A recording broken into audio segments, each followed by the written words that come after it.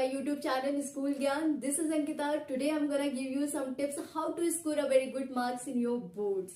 है ना, तो ये प्यारा सा कोड आप सबके लिए है. Wishing you much joy and happiness as you begin a new chapter in your life. May path you walk on be bright. May success follow your life. Don't worry and be happy. तो इसी शुभकामनाओं के साथ हम class 10 की journey को complete करेंगे, है ना. तो एकदम टेंशन मुक्त होके और सब कुछ करना है लाइफ में, है ना, सब कुछ. और टॉप प्रायोरिटी क्या होनी चाहिए आपकी? पढ़ना, उसके सिवा कुछ भी नहीं. और सब कुछ करना है, लेकिन टॉप प्रायोरिटी जो होगी ना वो क्या होनी चाहिए? एजुकेशन, है ना, कंटिन्यूअसली एक्वायरिंग नॉलेज, ये आपकी टॉप प्रायोरिटी होनी चाहिए. तो congratulation to you all. Finally आप क्लास 10th में हो. बहुत ज्यादा एक्साइटमेंट और बहुत ज्यादा डर भी लग रहा होगा ना, तो डरने की जरूरत नहीं है ना. तो मैं कुछ टिप्स दूंगी आपको, वो सारे चीजों को आपको फॉलो करना है और बहुत ही अच्छा लगेगा आपको. अगर वीडियो अच्छी लगे तो लाइक सब्सक्राइब शेयर करना ना भूलें, ठीक है. तो क्लास 10th, है ना, अच्छा लग रहा होगा क्लास 10th सुन के. तो क्लास 10th की जो जर्नी है एकदम मस्त से करना है. देखो, सबसे पहले आपको क्या करना है? टाइम टेबल बनाना है. टाइम टेबल बनाते तो सब है, लेकिन फॉलो ही नहीं करते है ना, सही कह रहे. तो टाइम टेबल बनाना है और उसे फॉलो भी करना है सीरियसली, है ना. और बहुत ज्यादा मतलब कि इतना भी ज्यादा वो नहीं करना है कि मतलब कि केवल पढ़ते ही रहना है, नहीं, सब कुछ करना है. अब देखो क्या करना है कि जैसे आप स्कूल गए, स्कूल में आपको पता होने वाला है कि कल टीचर क्या पढ़ाने वाला है. तो आप घर में पहले से उसकी प्रिपरेशन आप खुद सेल्फ स्टडी मस्ट है. सेल्फ स्टडी जिसने नहीं करी वो कितना भी लेक्चर अटेंड कर ले, कितना भी यूट्यूब में कुछ भी कर ले, तो सेल्फ स्टडी के बिना कुछ भी नहीं हो सकता है. सेल्फ स्टडी करना आपको मस्ट है, क्योंकि अगर आप सेल्फ स्टडी करते हो तो ये आपके रीडिंग और राइटिंग का जो स्किल होगा ना, ये आप खुद से भी इम्प्रूव कर सकते हो, है ना. ये जो पढ़ने की हैबिट है ना, ये बहुत ही बेनिफिशियल है आपके लिए. अगर आप पढ़ते ही नहीं हो, कुछ भी करके आधे घंटे ही निकालो, आधे घंटे खुद से पढ़ो. तो पढ़ने से क्या होता है, आपकी रीडिंग हैबिट और जो मीन्स कि आप क्या सोच रहे हो, पढ़ के गए तो जब टीचर पढ़ा रहा होगा आपको मैच करोगे, आप मतलब बहुत ही एक्साइटमेंट क्लास होगी अगर आप क्लास अटेंड करोगे, अगर आप पहले से पढ़ के गए तो सेल्फ स्टडी किया करो. फिर उसके बाद जाके जब स्कूल में लेक्चर अटेंड हो तो चीजें ज्यादा से ज्यादा आपको समझ में आएगी, है ना. फिर वहां पे आप क्वेश्चनिंग भी अच्छे से करोगे. जब क्वेश्चनिंग करोगे तो टीचर भी एक्साइटमेंट होगा, हाँ बच्चा ब्रिलियंट है ना. तो ये ब्रिलियंट होने की खास बात है कि वो पहले से पढ़ के जाते हैं, वो थोड़ा सा सेल्फ स्टडी करके जाते हैं, है ना. तो वहां पे चीजें ज्यादा समझ में आती हैं आपको. फिर उसके बाद आप स्कूल गए, सेल्फ स्टडी करके जो भी टीचर ने पढ़ाने वाले वो पढ़ा आपने, आप स्कूल गए, अच्छे से क्लास अटेंड करी. फिर वापस से आके आपको क्या करना है? वही चीजों को रिवाइज करना है, उसी चीजों को रिवाइज करना है. रिवाइज कर लिया, है ना. आप कोचिंग जा रहे हो, जाओ, सब कुछ करो, लेकिन सेल्फ स्टडी करना मस्ट है, ठीक है. तो ये रहा आपका टाइम टेबल. टाइम टेबल आपको खुद से प्रिपेयर करना है ना. तो पढ़ने का ये जो सेल्फ स्टडी का है ना, ये जरूर रखना है, ठीक है. तो टाइम टेबल बनाइए. डेली रूटीन में खेलिए, जैसे कि आपने पढ़ाई करी, पढ़ने के बाद थोड़ा सा वीडियो गेम खेल लो. वीडियो गेम खेल लिया या बाहर जाके अपने दोस्तों के साथ में गॉसिप कर लिया या कुछ भी कर लो, कुछ भी इंटरटेनिंग, कुछ भी टीवी देख लो, है ना, कुछ भी करो. ये सारी चीजें करना भी मस्ट है, क्योंकि ये सारी चीजें है ना, ये सारी चीजें आपके लिए बहुत ही ज्यादा बेनिफिशियल है, आपके ओवरऑल डेवलपमेंट के लिए. क्योंकि बहुत पढ़ लिया और बहुत ही ज्यादा मार्क्स गेन कर लिए, लेकिन आपको आपके अंदर लीडरशिप क्वालिटी नहीं है और स्पीकिंग हैबिट नहीं है, किस तरीके से पब्लिक में बोलना चाहिए, ये सारी चीजें अगर आपके अंदर नहीं है तो फिर एजुकेशन का भी मतलब कुछ भी नहीं होता है ना. तो ओवरऑल डेवलपमेंट के लिए आपको गॉसिप करना भी चाहिए और अच्छे से पढ़ा, मीन्स की आप गॉसिप भी करिए, खेलिए, कूदिए, सब कुछ करिए. और ये सारी चीजें होती है ना, माइंड को रिफ्रेश भी कहीं ना कहीं कर देती है ना. तो ये ऐसा कुछ रूटीन बनाओ आप. और फिर उसके बाद फिर से पढ़ना स्टार्ट करो. कोई भी चीज नहीं समझ में आ रही है, उसे एक बार नहीं, दो बार नहीं, पढ़ो उसको, है ना. और जैसे कि रीडिंग और राइटिंग स्किल जो है उसको भी आपको इम्प्रूव करना है, क्योंकि ये क्लास 10 के लिए बहुत ही ज्यादा बेनिफिशियल है. क्यों? क्योंकि अगर आपने जैसे कि कोई भी स्टोरी आप उठा लो, स्टोरी उठाया, उस स्टोरी को पूरा पढ़ डालो. पढ़ने के बाद उसके क्वेश्चंस पे जाओ और क्वेश्चन के आंसर खुद लिखने की कोशिश करो, है ना। खुद से लिखने की जब कोशिश करोगे, प्रैक्टिस करोगे, तो ये आपकी रीडिंग स्किल को भी इनहेंस कर देगा और आपकी राइटिंग स्किल भी आपकी क्या हो जाएगी, इम्प्रूव हो जाएगी। बहुत ही ये दोनों चीज अगर आपके अंदर है ना, और बोलने का जो टैलेंट है, ये सारे टैलेंट जो होंगे ना, ये बहुत ही ज्यादा बेनिफिशियल है आपके फ्यूचर के लिए। क्योंकि आपको आज केवल एग्जाम के लिए प्रिपेयर नहीं होना है कि हम बोर्ड में बहुत अच्छा स्कोर कर गए। और बहुत सारे स्टूडेंट्स होते हैं कि 2-3 दिन पहले पढ़ लिया, पढ़ने के बाद वो गए एग्जाम्स दे लिए। मार्क्स तो यार पास तो हो ही जाओगे, लेकिन वो मतलब कि आप फ्यूचर में फिर कुछ भी नहीं कर पाओगे, है ना। तो अपने आप को आज से ही प्रिपेयर करना है और पर डे आपको क्या करना है, कंटिन्यूअस जो नॉलेज है ना उसे एक्वायर करना है। और अभी से आपको करियर के बारे में कुछ भी नहीं सोचना है, क्योंकि आप सोचते हो कि हम आईआईटी कॉलेज में एडमिशन लेंगे। बहुत सारे स्टूडेंट को पता ही नहीं होता है कि आखिर हम आगे कैसे जाएंगे, क्या करेंगे, है ना। ये सारी चीजें अभी से टेंशन लेने की जरूरत नहीं। अभी आपको केवल क्या करना है, नॉलेज एक्वायर करना है। पूरे ईच एंड एवरी कॉन्सेप्ट को आपको एकदम क्लियर करना है, एकदम अच्छे से पढ़ाई करनी है, पूरे इंटरेस्ट के साथ में, है ना। कि आज हम कुछ नया सीखने वाले हैं, आज हम कुछ नया करने वाले हैं। तो ये जो है ना एक्साइटमेंट जो है कुछ नया सीखने का, तो ये आपको बोरिंग भी नहीं लगता है। जैसे कि आप कुछ भी चैप्टर पढ़ने वाले हो, यार आज हम नया कुछ सीखेंगे, है ना, कुछ नया पढ़ने वाले। तो ये जो एक्साइटमेंट होता है ना कुछ नया सीखने का, कुछ नया करने का, ये आपके पढ़ने में जो इंटरेस्ट है ना उसे भी बढ़ाता है ना, उसे भी अच्छा करता है। तो ये जो एक्साइटमेंट होगा ये बोरिंग नहीं होने देगा। तो इस तरीके से आपको पढ़ाई करना है। और अगर आप रटने में लग गए कि क्वेश्चन आंसर मैम ने दे दिया, ये बोल दिया कि ये इंपॉर्टेंट क्वेश्चन है, इसे पढ़ लो, तो बहुत सारे स्टूडेंट करते हैं उसको याद करने लग जाते हैं ना। एसएसटी में कुछ क्वेश्चंस मिल गए, बहुत प्रीवियस ईयर के क्वेश्चंस होते हैं, मैम ने बता दिया कि ये क्वेश्चंस इंपॉर्टेंट है, ये चीजें पढ़ लो।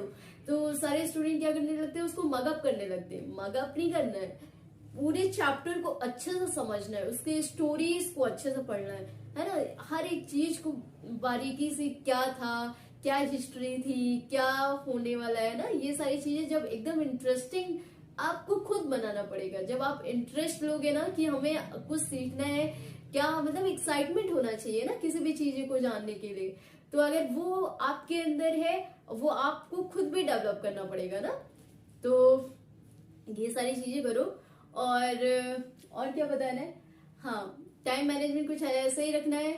ये सारी चीजें हो गई, तो डरने की जरूरत नहीं है। और बुक्स की बात कर लेते हैं अब। बुक्स जो होगी ना आपकी, एनसीईआरटी मस्ट है। एनसीईआरटी आपका क्या है, बेस है ना। तो एनसीईआरटी की मैथ्स की बुक जरूर सॉल्व करें और साथ में उसका आरएस अग्रवाल रखें, है ना। रेफरेंस में आरएस अग्रवाल रखोगे, क्योंकि इसमें क्या होता है ना कि बहुत ज्यादा लेंदी करके नहीं दिया हो, बहुत ज्यादा लेंदी करके चीजों को नहीं दिया होगा। क्योंकि अगर आप आरडी शर्मा ले लो, केसी सिन्हा ले लो, इसमें क्या करते हैं, एक ही टाइप के क्वेश्चन को बार बार बहुत ज्यादा मतलब क्वेश्चन दे दिया, एक ही टाइप के क्वेश्चन को बहुत सारे क्वेश्चन दे दिए, तो ये बहुत लेंदी हो जाएगा।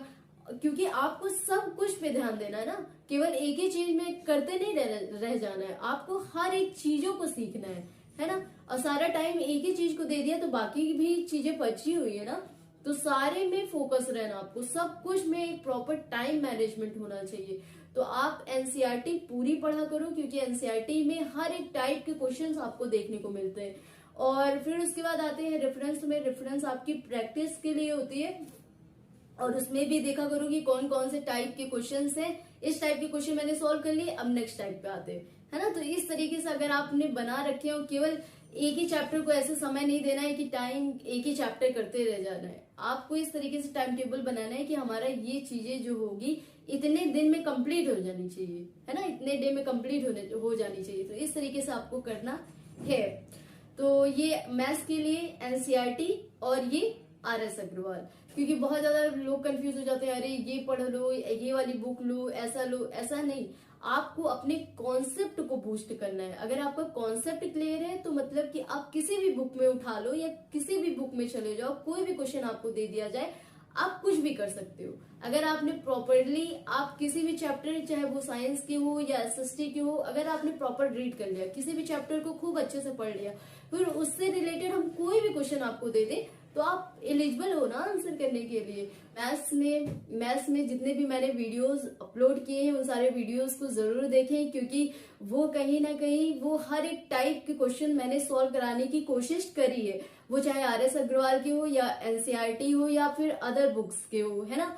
और हर एक क्वेश्चंस में मैंने ये बताने की कोशिश करी है आप कहाँ पे छोटी छोटी चीजें जो ब्लंडर मिस्टेक करते हो आप लोग, कौन से स्टेप में कहाँ मिस्टेक कर रहे हो, ये सारी चीजें भी मैंने इलेबोरेट करी है, डिस्कस करी है ना। अगर आप में मैथ्स में बहुत वीक हो, मैथ्स समझ में नहीं आ रही है, तो मैथ्स के मेरे वीडियो जरूर देखें आप लोग, क्योंकि आप क्वेश्चन के सॉल्यूशंस तो ला देते हैं। क्वेश्चन को देखते हैं, बहुत सारे स्टूडेंट होते हैं क्वेश्चन को देखते हैं और सॉल्यूशंस तो करते हैं, उनका आंसर भी आ जाता है, लेकिन जो उनका प्रोसीजर होता है सॉल्विंग का वो बिल्कुल ठीक नहीं होता है ना। क्योंकि और बहुत सारे स्टूडेंट होते हैं क्वेश्चन सॉल्व ही नहीं कर पाते क्योंकि उनका कॉन्सेप्ट ही क्लियर नहीं होता है। तो वीडियो को लाइक करें और ज्यादा से ज्यादा वीडियोस देखें मेरे, तो आपको मैथ्स में बहुत ही ज्यादा हेल्पफुल होगा, है ना। मैथ्स में आपको फिर कोई प्रॉब्लम नहीं होगी अगर आप मेरे वीडियोस देख रहे हो। आपको टिप्स देते हैं कौन से क्वेश्चन को आपको कैसे सॉल्व करना है ना। और एग्जाम्स में आपके पास टाइम क्या होता है, कम होता है, क्वेश्चंस ज्यादा होते हैं, है ना। तो कम टाइम में क्वेश्चन को किस तरीके से आपको सॉल्व करना है, क्या कैसे स्टेटमेंट लिखना है, ये सारी चीजें भी मैंने डिस्कस करी है। एक एक बारीकी से मैथ्स पढ़ा रहे, तो जिसका मैथ्स वीक है तो मैथ्स में डरने की जरूरत नहीं है, आप बहुत ही अच्छा मैथ्स में स्कोर कर सकते हो सकेगा तो मैं साइंस के भी वीडियोस अपलोड करूंगी, लेकिन अभी तो मैथ्स का ही फिलहाल रहने दो। और साइंस में अगर आप एस्टान की बुक खुद से पढ़ रहे हो तो इट मीन्स कि you will score a very good marks. और एस्टान बहुत ही इजी बुक है और आप सबको बहुत ही अच्छी लगेगी, एक बार पढ़ के देखना। और क्योंकि मैंने भी उसी से प्रिपेयर किया है और मैंने बोर्ड एग्जाम में टॉप भी किया, तो है ना। और आप सब भी कर सकते हो, सब लोग एकदम इजी है। जो स्ट्रेटेजी मैंने बोली आपको उसको फॉलो करना है। जब मैथ्स करने बैठा करो ना, तो मैथ्स बहुत ही इंटरेस्टिंग है। बहुत सारे स्टूडेंट को लगता है कि याद नहीं हो रहा है तो मतलब वो रख देते हैं, उसमें कोई इंटरेस्ट ही नहीं दिखाते। किस तरीके से पढ़ना है वो मैं आपको बता रही हूँ। देखो, पहले क्या करना है आपको, उसके कॉन्सेप्ट को पढ़ना है। कॉन्सेप्ट पढ़ने के बाद अब जब क्वेश्चन पे आ रहे हो तो क्वेश्चन को पढ़ो, नहीं समझ में आ रहा है उसको अपनी डेली लाइफ में उतारने की कोशिश करो। थोड़ा सा छोटा सा एग्जाम्पल लेके समझा करो, रियल लाइफ से रिलेट करके उसको क्वेश्चन को रियल लाइफ से रिलेट कर लो, है ना। तो मैथ्स यही है यार, ये इस ऐसे करके पढ़ोगे तो मैथ्स बहुत ही इंटरेस्टिंग हो जाएगी, है ना। तो इस तरीके से आपको रूटीन करना है और एकदम बिल्कुल इंटरेस्ट के साथ में पढ़ना है ना। तो इस तरीके से आप क्लास 10 की जर्नी कंप्लीट करो, अपने आप को इस तरीके से प्रिपेयर करो ना, केवल हम आज के लिए नहीं, क्योंकि कल क्या हो जाए आपको नहीं पता, क्या प्रॉब्लम्स आपकी लाइफ में आ जाए नहीं पता, है ना। अगर आप आज से ही अपने आप को प्रिपेयर करना स्टार्ट कर दोगे ना, तो आगे आप इतने एलिजिबल हो कि आप कहीं भी चले जाओगे, तो मतलब कि you can give your best, आप अपना बेस्ट दे सकते हो, आप किसी भी फील्ड में चले जाओ। तो अभी क्या करना है, आपको कंटिन्यूअसली नॉलेज एक्वायर करना है ना। नॉलेज रखिए, अभी आपका एम केवल नॉलेज रखने हो, क्योंकि आप खुद ही गेस करो ना कि अगर आप 12th तक पहुंच गए, है ना, आपका इंटरेस्ट किसी और चीज में था, लेकिन आपकी जो नॉलेज है उस फील्ड में है ही नहीं, तो अब कहाँ पे कॉलेज में एडमिशन मिलेगा, नहीं मिलेगा। फिर आप किसी भी कॉलेज में एडमिशन ले जाओगे और किसी भी प्राइवेट कॉलेज में एडमिशन ले लोगे, वहां पैसे तो ज्यादा लगते हैं, फैसिलिटीज आपको कम मिलेंगी, या तो फिर आपको प्रॉपर ध्यान नहीं दिया जाएगा, है ना। तो अगर आपको बेस्ट कॉलेज मिल जाएगा तो बहुत ही ज्यादा फैसिलिटीज भी आपको प्रोवाइड हो जाएंगी, बहुत ही बेस्ट लाइफ हो जाएगी, आपकी लाइफ सेट हो जाएगी। तो ये जो 3 साल है ना, ये एकदम बचा के रखने हैं और एकदम मस्त से इस 3 साल जो है आपका ये बेस है। अगर आपने 3 साल मेहनत कर ली तो मतलब समझ लीजिए कि आपकी लाइफ सेट है ना। और ये एजुकेशन आपको सब कुछ दे सकता है, मनी, पावर, रेपुटेशन, रिस्पेक्ट, सब कुछ। अब और क्या चाहिए, है ना। इतने में इतना ही बहुत कुछ मिल सकता है आपको, और आप सब एलिजिबल हो, आप सब कर सकते हो, एकदम डरने की जरूरत नहीं है। अगर आप वीक हो कुछ भी नहीं होता है, क्योंकि आप पढ़ते ही नहीं हो ना, आप इंटरेस्ट ही नहीं दिखाते हो, आप घूम रहे हो, ये कर रहे हो, वो कर रहे हो, केवल लेकिन पढ़ नहीं रहे हो, है ना। तो इसलिए आप वीक हो ना। जिस दिन आप पढ़ना स्टार्ट कर दोगे ना, जिस दिन आपका इंटरेस्ट आ जाएगा, उस दिन कुछ भी, कोई भी स्टूडेंट वीक है ही नहीं, किसी को भी। क्योंकि हर एक स्टूडेंट अपने आप में ही स्पेशल है, उसके पास एक स्पेशल क्वालिटी होती है या एक स्पेशल पैशन उसके पास होता है कि वो उस पैशन को बस पहचानने की जरूरत होती है ना। और आप सबके पास बहुत कुछ है, आप सब लोग सब कुछ कर सकते हो, केवल अपने आप पे बिलीव करने की जरूरत है। अपने आप पे ये जो कॉन्फिडेंस है ना, ये कॉन्फिडेंस डेवलप करने की जरूरत है। क्योंकि बहुत सारे स्टूडेंट्स का कॉन्फिडेंस लेवल 0 हो जाता है, भले ही उनको सब कुछ आ रहा हो, वो अच्छे भी होते हैं पढ़ने में, लेकिन जब कॉन्फिडेंस ही नहीं है तो मतलब कि सब एकदम जीरो हो जाओगे। तो जीरो नहीं होना है, कॉन्फिडेंस अच्छा रखना है। और all the best for your coming and bright future, है ना। तो अपने ऊपर कॉन्फिडेंस, अच्छे से सब कुछ कर सकते हो। You are eligible to do anything, you are the hero of your own life, है ना। आपको अपनी लाइफ खुद बनानी है, आपको खुद सोचना है कि हम कहाँ तक जा सकते हैं, हम क्या कर सकते हैं, है ना। तो ये पैशन जो है ना, ये इंटरेस्ट है, ये चीजें बना के रखिए, खुश रहिए, अच्छे से पढ़ाई करिए, without fear. When I am here then not to fear, है ना। All the best, bye bye, take care, see you. और मैं तो हूं ना, आपको कोई भी प्रॉब्लम हो आप डिस्कस करिए, और चैनल को लाइक सब्सक्राइब शेयर करना ना भूलिए, ठीक है। Thank you for watching, bye bye, take care, see या।